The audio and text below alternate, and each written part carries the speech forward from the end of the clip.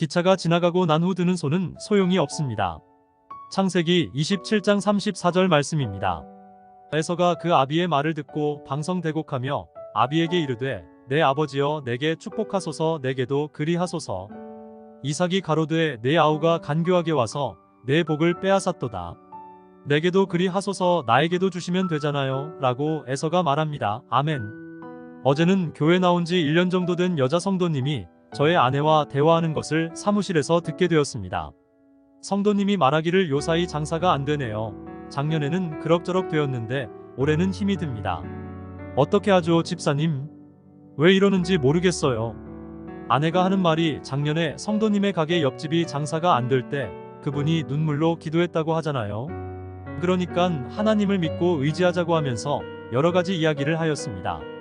그러자 성도님께서 하시는 말씀이 그런데 집사님은 장사가 잘 되잖아요.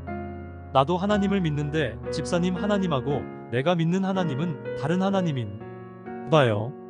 똑같은 하나님이시면 저에게도 장사를 잘하게 해주실 수 있잖아요. 내게도 그리 하실 수 있잖아요 라고 말하는 에서의 질문과 비슷했습니다. 내 아우가 간교하게 와서 내 복을 빼앗았기 때문에 복을 받지 못했다는 것입니다. 하나님께서 그렇게 했다는 사실을 모르고 있습니다. 나의 복이 왜 빼앗겼는지 근본 원인을 모르고 있습니다. 문제가 생기고 혹 장사가 안 되는 것도 하나님께서 잘못하고 있는 것처럼 이야기하고 불평하는 경우가 있습니다. 내가 복을 받지 못하고 있는 원인이 무엇인가를 먼저 깨달아야 합니다. 바람난 남편을 위해 기도할 때 무조건 바람에서 돌아오도록 기도한다고 돌아오지 않습니다. 먼저 하나님 앞에 그 원인이 무엇인지 물어보아야 합니다. 먼저 나에게서의 문제가 무엇이었는지 돌아보아야 합니다. 남편을 신앙으로 인도하지 못한 부분들을 놓고 회개하고 남편의 마음을 서운하게 대하고 무시하게 대했던 것들이 무엇인지 생각하고 깨닫고 기도할 때 하나님의 역사가 일어나게 됩니다.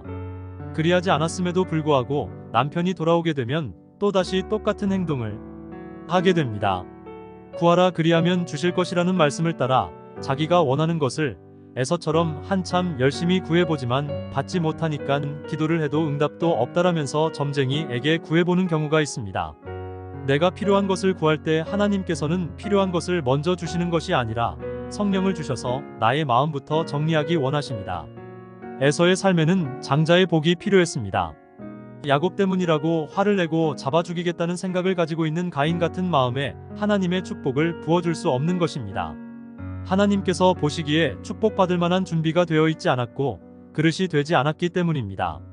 하나님께서 성도에게 주실 때는 하나님의 원리를 따라 주십니다.